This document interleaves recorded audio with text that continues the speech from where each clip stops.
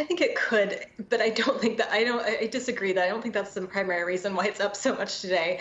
Because, consumers have been able to buy fractional shares of a lot of companies on different platforms. So I think there has been some availability to the retail consumer for a lot of these higher priced stocks. But nevertheless, I think today's move is, in my view, all about fundamentals and all about this really solid quarter we just saw and the broad-based strength of the business.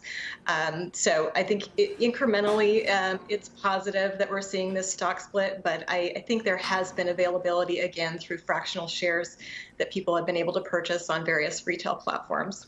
Pete, I'm going to go back to you because in the options market, it does make a difference, doesn't it? If the share price is 1/20th of where it is right now.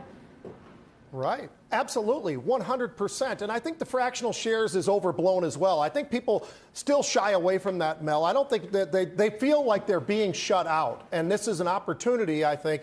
I really do think this is one of the catalysts that really is propping the stock. I disagree a little bit, at least, when I say that I'm looking at some of the numbers. The U2 numbers were good. They still have growth, but that wasn't exactly what they were looking for. They missed on a few fronts. The cloud revenue is great, but it missed as far as some of the estimates. So I think when you're looking at Google, there's a lot of different things that you can point to and say, what's fantastic. It's about ad rev. That's where they absolutely crushed it and continue to crush it.